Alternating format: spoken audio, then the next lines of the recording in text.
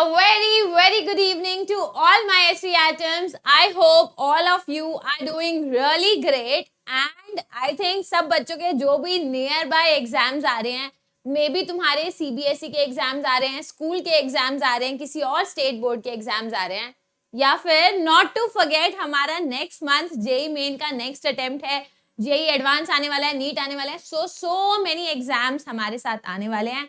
सो उन सारे एग्जाम्स की रिविजन के लिए आई थिंक ये जो हमने फास्ट ट्रैक रिवीजन शुरू की है, दिस इज अपने आप में द परफेक्ट रिवीजन सीरीज, है ना. और इसी रिवीजन सीरीज को कंटिन्यू करते हुए let us quickly get started with our next chapter.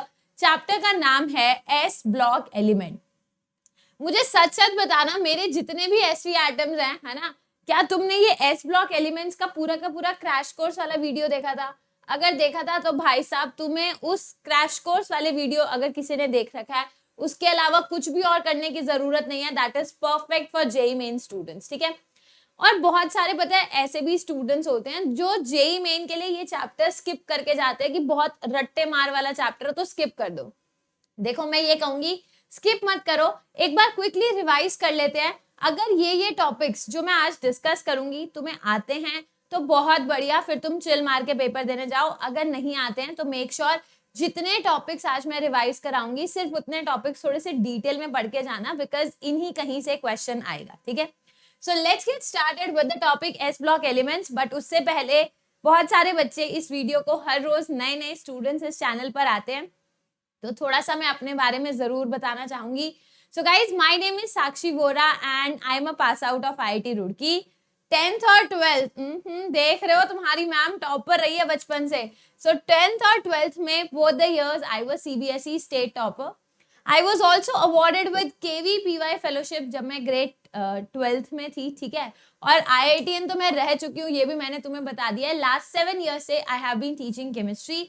बहुत सारे स्टूडेंट्स को मैंने ऑनलाइन ऑफलाइन दोनों तरीके के मोड्स में पढ़ाया है.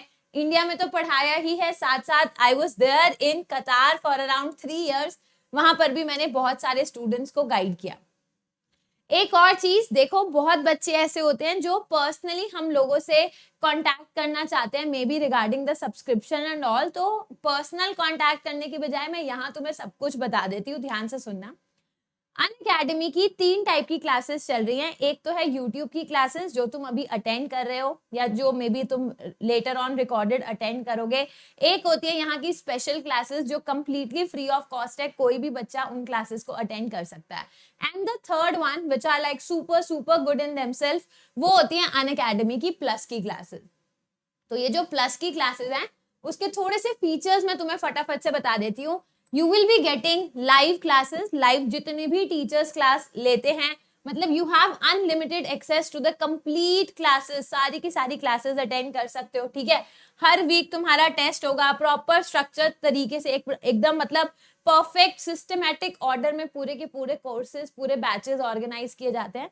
सो ये सारे फीचर्स तुम्हें मिलेंगे if you are going for plus subscription, ठीक है. इसके साथ साथ अगर तुम्हें लेटर से एक मेंटर चाहिए, एक ऐसा मेंटर जो थ्रू आउट योर स्टडी तुम्हें गाइड करे, you should definitely think of going for iconic subscription. मतलब आइकॉनिक में ज्यादा वैरायटी ऑफ चीजें कवर है.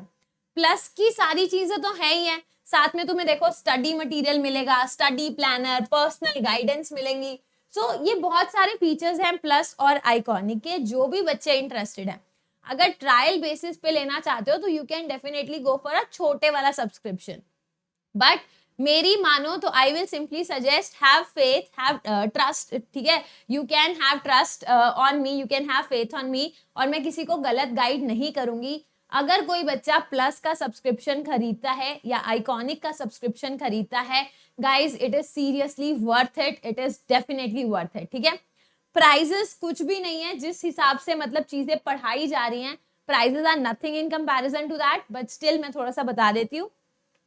तो अगर कोई बच्चा 1 साल का सब्सक्रिप्शन लेता है प्लस का, तो यू हैव टू पे 2800 रुपीज, ठीक है, पर मंथ. अच्छा मैं एक और बात बताती हूँ. You can use this code, ये कोड दिख रहा है साक्षी लाइव. कोई भी अमाउंट होगी ना, कोई भी अमाउंट, अगर ये कोड यूज करोगे तो डायरेक्ट 10% डिस्काउंट तो भाई साहब तुम्हें मिल ही जाएगा, ठीक है. The same is valid for iconic subscription also, ठीक है. अब एक काम करते हैं, I will be telling you about ask a doubt feature also. बड़े सारे टेस्ट, स्कॉलरशिप टेस्ट भी हो रहे हैं अनअकैडमी पे। इन सारी चीजों की हम डिस्कशन करेंगे थोड़ी देर बाद भी। अभी के लिए फटाफट से स्टार्ट कर देते हैं अपनी फास्ट ट्रैक रिविजन। टॉपिक का नाम है एस ब्लॉक एलिमेंट्स। बड़े ध्यान से इस चीज को सुनते जाना, ठीक है। ये देखो, सो एस ब्लॉक एलिमेंट में अगर मैं 2021 2020 के पेपर्स, 2019 18 के पेपर्स उठा के देखूं तो ट्रेंड रिलेटेड बहुत सारे क्वेश्चन आए हुए हैं, है ना। तो देखो, सबसे पहला जो ट्रेंड है वो है एटॉमिक रेडियस। मैं ग्रुप 1 और ग्रुप 2 दोनों को बाजू बाजू में साथ साथ डिस्कस करूंगी, ठीक है। एक बात बताओ, जब तुम डाउन द ग्रुप जाते हो तो नंबर ऑफ शेल्स बढ़ती हैं। अगर नंबर ऑफ शेल्स बढ़ेंगी तो distance between the nucleus and outermost shell भी बढ़ेगा, है ना। तो हम बोल सकते हैं साइज बढ़ेगा। देखना, तो ऑर्डर है ली, ना, की, रूबी, कैसल से फरार। ये मेरा लर्न करने का तुक्का है। तुम ऐसे देख लो, lithium, sodium, potassium, rubidium, caesium और फ्रांशियम, है ना। तो नीचे जाएंगे सिंपल एटॉमिक रेडियस बढ़ेगा। तो यहाँ पर भी यही है, बेटा, मांगे, कार, स्कूटर, बाप, रोए। द सेम तरीके से डाउन द ग्रुप साइज बढ़ेगा। एटॉमिक रेडियस में कोई एक्सेप्शन नहीं है। बट अगर मैं डेंसिटी की बात करूं तो गाइस इस चीज को बड़े ध्यान से देख लेना। ये जेई मेन का प्रीवियस ईयर क्वेश्चन है जो मैं यहाँ पर तुम्हें बता रही हूँ। लिथियम की डेंसिटी सबसे कम होती है एज एक्सपेक्टेड, ठीक है। उसके बाद होनी क्या चाहिए थी, सोडियम और फिर पोटेशियम। यहाँ पर थोड़ा सा झोल झमेला है। सबसे पहले डेंसिटी लिथियम की कम होती है, उसके बाद पोटेशियम और सोडियम में जो ट्रेंड है वो ऑपोजिट है। एक्सपेक्टेड था सोडियम फिर पोटेशियम, बट होता क्या है, पहले पोटेशियम फिर सोडियम फिर रुबीडियम सीशियम, ये सेम है। ये जेई मेन का प्रीवियस ईयर क्वेश्चन है, ऐसा पॉइंट याद रखना। यहाँ पर भी एक एक्सेप्शन है जो अभी तक जेई मेन में नहीं पूछी गई है, मे बी आगे पूछी जा सकती है। देखना, बेटा, मांगे, कार। तो सबसे ज्यादा डेंसिटी होती है बेरिलियम की, ठीक है, फिर मैग्नीशियम, फिर calcium.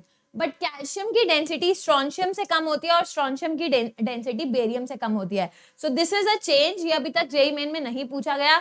I want you to concentrate on the alkali metal more, because ऐसा क्वेश्चन जेई मेन में पहले पूछा गया है, ठीक है। उसके बाद आई होप हर बच्चे को पता है आयनाइजेशन एनर्जी क्या होती है। It is the amount of energy required to remove the most loosely bound electron from the isolated gaseous atom from its ground state, है ना। अब एक बात बताओ, जैसे जैसे तुम नीचे जाओगे साइज बड़ा होता जाएगा तो न्यूक्लियस का आउटर मोस्ट इलेक्ट्रॉन पे अट्रैक्शन होगा नहीं, तो आउटर मोस्ट इलेक्ट्रॉन को निकालना आसान हो जाएगा। सो आयनाइजेशन एनर्जी का ट्रेंड एकदम सेम रहता है। जैसे जैसे तुम डाउन द ग्रुप जाओगे आयनाइजेशन एनर्जी की वैल्यू कम हो जाती है। जैसे जैसे डाउन द ग्रुप जाओगे आयनाइजेशन एनर्जी की वैल्यू कम हो जाएगी। कोई एक्सेप्शन नहीं था, ठीक है। इंपॉर्टेंट टॉपिक जिससे क्वेश्चन पूछा जाता है पेपर में, that is ionic mobility and that is hydrated ion का साइज। ध्यान से देखना, मान लो जो हमारा लिथियम प्लस होता है ना, वो सबसे छोटा होता है। अगर गैसियस स्टेट की बात करूं तो लिथियम प्लस जो आयन है वो बहुत छोटा होता है। तो अगर कोई आयन बहुत छोटा है, मतलब वो हल्का सा है, तो फटाफट से वो मूव कर सकता है, उसकी मोबिलिटी सबसे ज्यादा होती है। ये बात समझ आती है ना। तो अगर मैंने गैसियस स्टेट में कैटायंस की मोबिलिटी का मतलब है मूवमेंट, उनको कंपेयर किया तो आंसर आता है ली, ना, की, रूबी, कैसल से फरार। अरे अरे मैंने उल्टे साइन लगा दिए, मतलब जो सबसे छोटा होगा वो सबसे इजीली मूव करेगा। तो लिथियम प्लस की मूविंग टेंडेंसी सबसे ज्यादा होगी, फिर सोडियम, फिर रुबीडियम, सीशियम और रुबीडियम और सीशियम की, ठीक है।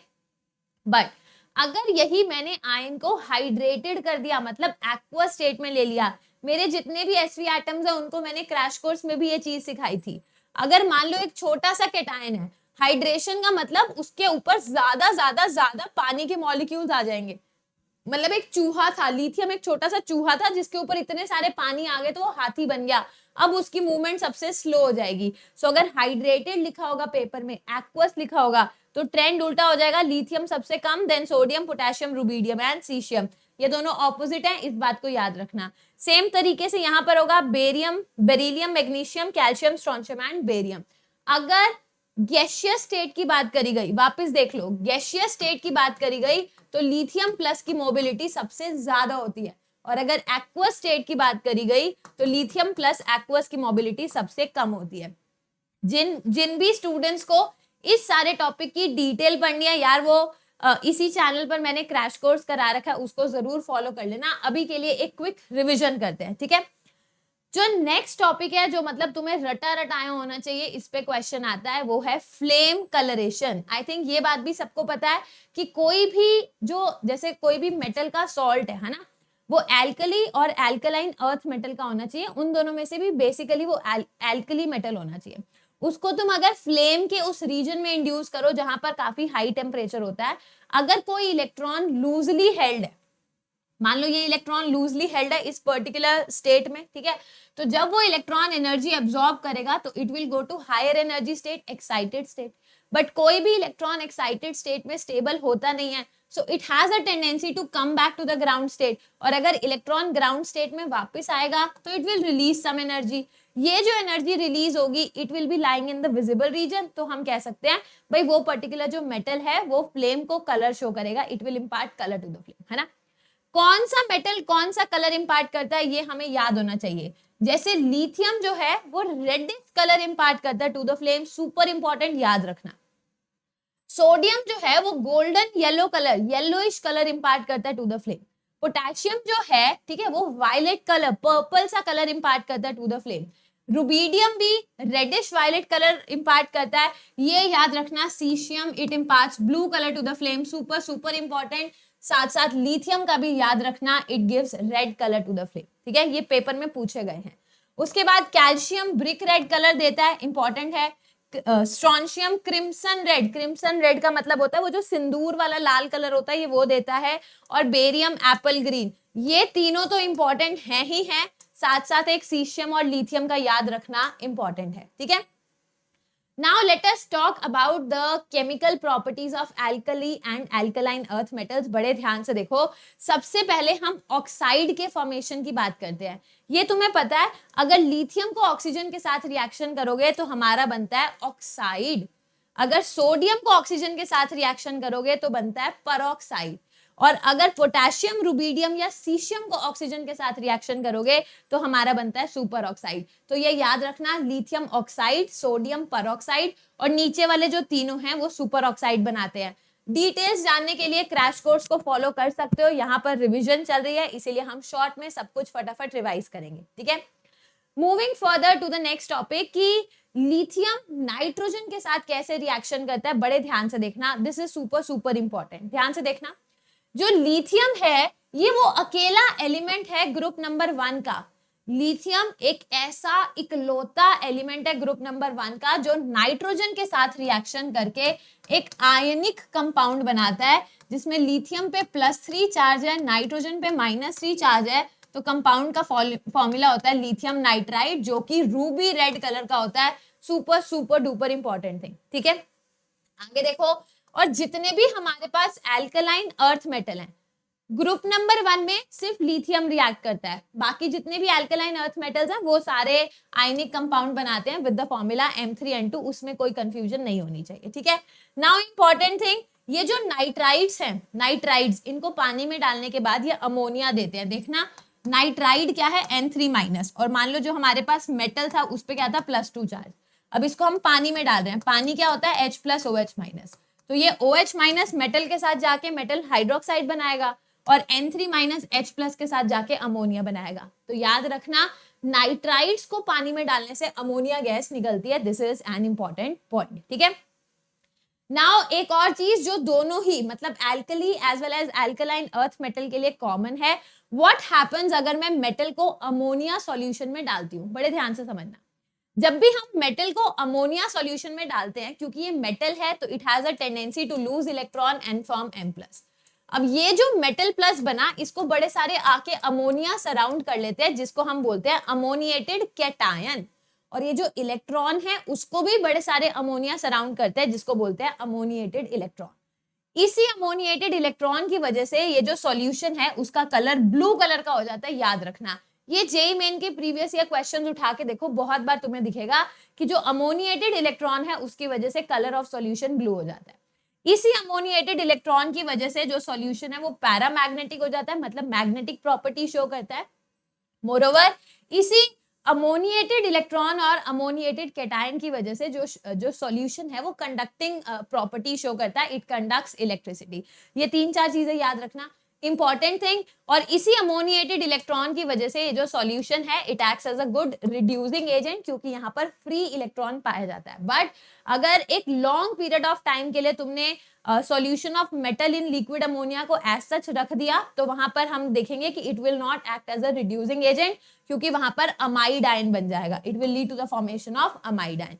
डिटेल्स के लिए everyone can follow the crash course, ठीक है।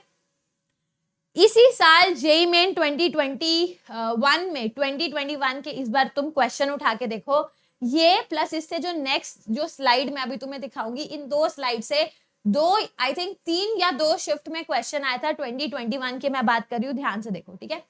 यहां पर हम बात कर रहे हैं ये जो लिथियम कार्बोनेट है, ठीक है, सिर्फ इस लिथियम कार्बोनेट को छोड़ दो, except Li2CO3 other metal carbonates do not decompose. अगर मैं एल्कली मेटल कार्बोनेट की बात कर रही हूँ वो काफी स्टेबल होते हैं, सिर्फ और सिर्फ लिथियम कार्बोनेट एक ऐसा है जो डिकम्पोज हो जाता है हीटिंग पे, ठीक है। और इसका रीजन भी होता है Fajans rule. So except Li2CO3 other metal carbonates do not decompose at high temperature due to high ionic character. बाकियों में अच्छा आयनिक कैरेक्टर होता है, लिथियम कार्बोनेट में कोवेलेंट कैरेक्टर होने की वजह से वो डिकम्पोज हो जाता है टू फॉर्म, ठीक है, कार्बन डाइऑक्साइड। आगे देखना इंपॉर्टेंट पॉइंट, ये जो कार्बोनेट्स हैं इनकी पानी में सॉल्युबिलिटी का ऑर्डर क्या होता है? सबसे कम lithium carbonate Na2CO3, K2CO3, Rb2CO3 and CS2CO3। कहने का मतलब लिथियम कार्बोनेट में कोवेलेंट कैरेक्टर ज्यादा है, तो ये पानी में बहुत ज्यादा डिसोल्यूशन शो नहीं करता। अगर एक बात याद होगी तो दूसरी बात अपने आप ऑटोमेटिकली याद आ ही जाएगी, है ना। मूविंग फर्दर, हाँ जी, ये देख लो जितने भी मेटल कार्बोनेट्स हैं ग्रुप नंबर 2 के, वो सारे के सारे डिकम्पोज होते हैं to form MO plus CO2। ये भी एक कॉमन सी चीज है, ये याद रखना, ठीक है। सो लिथियम कार्बोनेट्स के केस में इतना याद रखना था। ये है वो जेईई मेन 2021 का क्वेश्चन जो मैं तुम्हें बोल रही थी, ये आएगा और आया भी हुआ है। This is about the solubility of sulphates. Again lithium sulphate सबसे कम सॉल्युबल होता है, डाउन द ग्रुप जाओगे तो सल्फेट्स की सॉल्युबिलिटी बढ़ जाती है। Again this is totally related to percentage ionic character in the compound और percentage covalent character in any ionic compound, ठीक है। Now moving on to the last 2 slides for today. पहली स्लाइड है diagonal relationship between lithium and magnesium, second slide है diagonal relationship between beryllium and aluminium. ये कुछ points NCERT में दे रखे हैं, मैंने अपने क्रैश कोर्स में भी कराए थे। Please make sure you are doing all those points very nicely. मैं तुम्हारे सामने वो पॉइंट्स बता देती हूँ। लिथियम और मैग्नीशियम दोनों ही हार्ड मेटल्स हैं, ठीक है, दोनों ही हार्ड मेटल्स हैं, ठीक है। लिथियम एंड मैग्नीशियम यहाँ पर आर आएगा, दे आर हार्ड मेटल्स, ठीक है। दोनों ही डिकम्पोज हो जाते हैं हीटिंग पे। They combine with oxygen to form monoxide. ये बात याद रखना, लिथियम मोनोऑक्साइड बनाता है, अभी बताया था। मैग्नीशियम भी मैग्नीशियम ऑक्साइड बनाता है। ये याद रखना, लिथियम हाइड्रोक्साइड और मैग्नीशियम हाइड्रोक्साइड ये दोनों ही वीक बेस है, बहुत ज्यादा बेसिक कैरेक्टर शो नहीं करते हैं। मोस्ट इंपॉर्टेंट, लिथियम क्लोराइड बनाता है और मैग्नीशियम क्लोराइड जो बनाते हैं दे आर प्रिडोमिनेंटली कोवेलेंट। ये दोनों के दोनों कोवेलेंट होते हैं and hence they are soluble in organic solvent. Lithium chloride में भी बहुत ज्यादा आयनिक कैरेक्टर नहीं होता, थोड़ा सा प्रिडोमिनेंटली ये कोवेलेंट होता है। इवन मैग्नीशियम क्लोराइड भी कोवेलेंट होता है, तो ये ऑर्गेनिक सॉल्वेंट्स में सॉल्युबल होते हैं, ठीक है। Moving on to the last slide for today which is diagonal relationship between beryllium and aluminium. तो देखना, एल्यूमिनियम की तरह जो बेरिलियम है वो कोवेलेंट कंपाउंड्स बनाता है, जबकि बाकी सारे जो ग्रुप 2 के मेंबर्स हैं वो आयनिक कंपाउंड बनाते हैं। But beryllium just like aluminium will form covalent compound, इतनी बात याद होनी चाहिए। पॉइंट नंबर 2 देखना, द हाइड्रोक्साइड्स ऑफ बेरिलियम, ये जो बेरिलियम हाइड्रोक्साइड है BeOH ट्वाइस एंड ये जो एल्यूमिनियम हाइड्रोक्साइड है AlOH थ्राइस, ये दोनों एम्फोटेरिक है। एम्फोटेरिक का मतलब ये acid as well as basis दोनों के साथ रिएक्शन करते हैं। जबकि यार हमने तो ये सीखा हुआ है MOB मेटल ऑक्साइड्स बेसिक होते हैं। अब ये भी तो बेरिलियम ग्रुप 2 है, मेटल ऑक्साइड है, तो बेसिक होना चाहिए, but no, it is amphoteric. It can show reaction with acid as well as it can show the reaction with base, ठीक है। Now the last point, the oxides of beryllium and aluminium, चाहे तुम BeO या फिर Al2O3 उठा लो, ये दोनों के दोनों इनसॉल्युबल सॉलिड्स है, ठीक है, और इनका मेल्टिंग पॉइंट भी काफी ज्यादा है। फाइन। सो गाइज मेरे अकॉर्डिंग अगर लास्ट मिनट में तुम्हें एस ब्लॉक एलिमेंट्स की रिवीजन करनी है, सो इतने पॉइंट्स तो तुम्हें पता ही होने चाहिए। अगर इतनी चीजें भी कर जा रहे हो then also chances are there कि जो तुम्हारा क्वेश्चन आएगा जेई मेन में वो कहीं ना कहीं इसी के अराउंड रिवॉल्व करेगा, ठीक है। So make sure everybody is revising the topic S block element. Skip करने की बजाय रिविजन करके जाना is always a better option, है ना। तो that is it for today's class. यही की यही थियरी पार्ट मुझे तुम्हें समझाना था, है ना। अब एक बार उन स्टूडेंट्स के लिए जो बच्चे इंटरेस्टेड हैं सब्सक्रिप्शन खरीदने में, मैंने क्लास की स्टार्टिंग में भी बताया था, you can use this code Sakshi Live and you will be able to get a 10% discount, ठीक है। चाहे तुम प्लस का खरीदो या आइकॉनिक का खरीदो, दोनों ही वैलिड है, ठीक है, दोनों ही अच्छे भी हैं, वर्थ इट भी है। नाउ जो नई चीज मैंने क्लास की बिगिनिंग में नहीं बताई थी वो ये कि सपोज जब आज तुम मेरे साथ सेशन अटेंड कर रहे हो, ठीक है, और कुछ सेशन अटेंड करने में शायद तुम्हें कुछ डाउट आ गया जो तुम्हें मुझसे पूछना है ना, और तुम कल तक का वेट नहीं कर रहे हो कि कल मेरी कब क्लास होगी फिर तुम डाउट पूछोगे। अब there is a new feature जिसको हम बोलते हैं आस्क अ डाउट फीचर। यहाँ पर you can not ask just one doubt, you can ask so many doubts. जितने भी डाउट्स तुम्हारी नोटबुक्स में ऐसे गोले बने पड़े हैं ना, उसमें से कोई भी डाउट की तुम फोटो खींचो, ठीक है, अपनी गैलरी से चूज कर लो या फोटो खींचो, स्निप करो और अपलोड कर दो, ठीक है। सब्जेक्ट चूज कर लेना, फिजिक्स का है, केमिस्ट्री का, मैथ्स, बायोलॉजी, सब्जेक्ट चूज करके अपलोड कर दो। टीचर के पास डाउट चला जाएगा and ASAP you will also be getting answers for your question. So this is one awesome feature in itself, ठीक है। अभी जैसे ही मान लो मैं कभी भी क्लास में सब्सक्रिप्शन के बारे में बोलती हूँ तो बहुत सारे बच्चे कहते हैं कि ma'am we are not from financially a strong family, है ना, we need some help, we want to study but we can not afford subscription. तो मैं तुम्हें एक बात बताती हूँ, अगर किसी के साथ ऐसी भी कोई प्रॉब्लम है then also you do not have to worry. या तो तुम सारी की सारी स्पेशल क्लासेस अटेंड किया करो, सारे ही टीचर्स यहाँ पर स्पेशल क्लासेस ले रहे हैं, then also your problem is sorted. Otherwise you can definitely try to go for Unacademy का USAT which is Unacademy Scholarship Assessment Test जो हर संडे होता है। एवरी संडे एक स्कॉलरशिप टेस्ट यहाँ ऑर्गेनाइज होता है और बहुत अच्छे अच्छे लेवल की स्कॉलरशिप्स मिलती हैं। तो अगर किसी बच्चे को फाइनेंशियल हेल्प भी चाहिए definitely you should go for this scholarship test, because अगर स्कॉलरशिप मिल गई तो भाई साहब लाइफ सेट है, फिर तुम्हें कोई दुख या कोई गम नहीं होगा, है ना। So you can try out this particular test. इसके बाद सो आई थिंक सब बच्चों को पता है ना, this is the boot camp which is going on, it will be till 20th of March। सो यहाँ पर भी you have to be really updated about यहाँ पर कौन कौन से बैचेस, कौन सी क्लासेस, कौन से कैंप्स लग रहे हैं। उसके लिए I will simply suggest you इस चैनल को सब्सक्राइब जरूर करके रखना, बिकॉज हर नोटिफिकेशन इस चैनल पर आ जाती है, ठीक है। So these are the batches, these are the test जो इस मंथ के हैं, ठीक है। So you have to be update, you have to be you need to know about all these things because बहुत अच्छे अच्छे टेस्ट, बहुत अच्छे अच्छे स्कॉलरशिप्स मिलते हैं सब बच्चों को। और फिर हमें ना मतलब बाद में पता चले ना कि यार वो तो था, हमने अटेम्प्ट नहीं किया था। इससे बेटर ये सारी चीजें पहले से पता करके रखा करो, ठीक है। तो ये सारी चीजें, जानकारी जितनी भी चाहिए अगर तुम्हें मुझसे चाहिए तो अनअकैडमी की लर्निंग ऐप पर you can follow this particular ID 2704। तो वहां पर मैं जितनी भी स्पेशल क्लास लूंगी, प्लस की क्लासेस लूंगी, तो सारे अपडेट्स तुम्हें देती रहूंगी, ठीक है। अब मैं लास्ट में ये बोलूंगी, ऑल्दो यूट्यूब पे किसी भी चैनल का पार्ट बनने के लिए you have to subscribe the channel, but मैं ये बोलूंगी we are a family of SV atoms, है ना। एंड लगभग आई थिंक 12,000 SV एटम्स हमारे साथ जुड़ चुके हैं। So it's my humble request to all my students out there, if you want to be a part of this SV Atoms family, please make sure you are an SV Atom by subscribing to this particular channel. इस channel पर मैं जितनी भी classes may be record करूं या live लूं, that is all the classes will be just for you guys, ठीक है। ताकि अगर किसी बच्चे को पढ़ाई करने का मन है, केमिस्ट्री पढ़ने का मन है, तो उस बच्चे को इस चैनल पे सब कुछ मिलना चाहिए, ठीक है। So make sure you are an SV Atom, you are a subscriber to the channel. Thank you so much. Take care. Bye-bye.